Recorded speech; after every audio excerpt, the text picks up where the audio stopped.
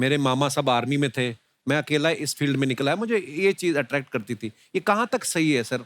जी, मेरे हिसाब से तो बच्चों पे कभी प्रेशर नहीं डालना चाहिए। लेकिन साथ ही साथ हमको ये भी देखना चाहिए कि जैसे एल्बर्ट आइंस्टाइन ने एक बहुत अच्छी बात बताई थी।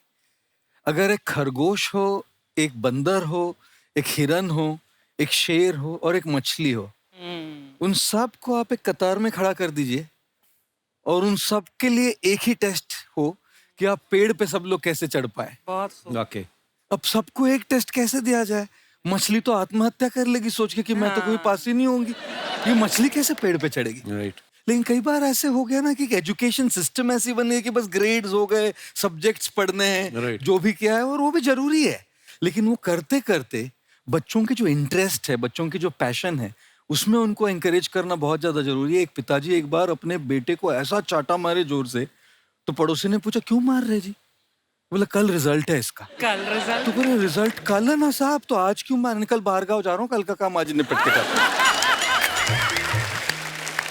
कहने का मतलब ये है कि आप देखिएगा कि अगर आप बच्चों को अपने कॉम्पिटेंस के हिसाब से नहीं देंगे तो ये चाटे ही खाते रहने पर फेल ही होते रहेंगे। बहुत खूब। वाक़ई। अच्छा, विवेक सर का एक कहना है कि बच्चों का अगर 95% से ज़्यादा मार्क्स आते हैं, वो भी खतरनाक होते हैं। 75 से 85% वाले जो बच्चे होते हैं लाइफ में बड़ा अच्छा करते हैं। अच्छा। कभी किसी पेरेंट्स ने आके कहा है कि आपकी वजह से मेरा 95% वाला बच्चा 75 पे आ गया? नहीं, बेसिकली 95% देखिए स्कूल में जो पढ़ाई हो रही है, जो भी बताया, वो classroom based conceptual theoretical approach है। और उसमें बच्चे को क्या चाहिए, एक कॉन्सेप्ट होता है कि जिस सब्जेक्ट में 10 में से 3 आ रहे हैं उस पर फोकस करने की जगह वहां फोकस करो जिसमें 10 में से 7 आ रहे हैं, ताकि उसका सुपर स्पेशलिस्ट बने। पर वहां सब कुछ पोर किया जा रहा है। तो 95% के चक्कर में, 98% के चक्कर में अपनी ओवरऑल डेवलपमेंट कर नहीं पाता है।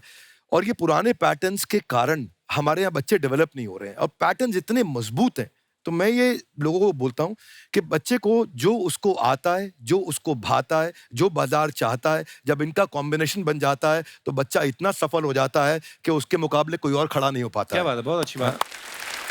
मैं देखो, ये पुराने बिलीफ तोड़ने जरूरी हैं। आप जानते हैं गाय दूध देती है, यस नो?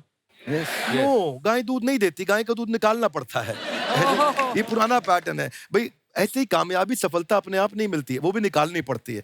तो ये लाइफ में कुछ पाने के लिए हमारे को कुछ खोना पड़ता है। Would you agree with me, yes no? No, कुछ पाने के लिए कुछ करना पड़ता है, खोना नहीं पड़ता है। तो ये हमारे बड़े पुराने पैटर्न है जी, क्योंकि डर के आगे नहीं होती है जीत, डर के आगे दर्द होता है। उसके बाद सीखे तो फिर जीत होती है। पर चक्कर क्या है, हमारे पुराने पैटर्न बड़े सारे बने हुए हैं।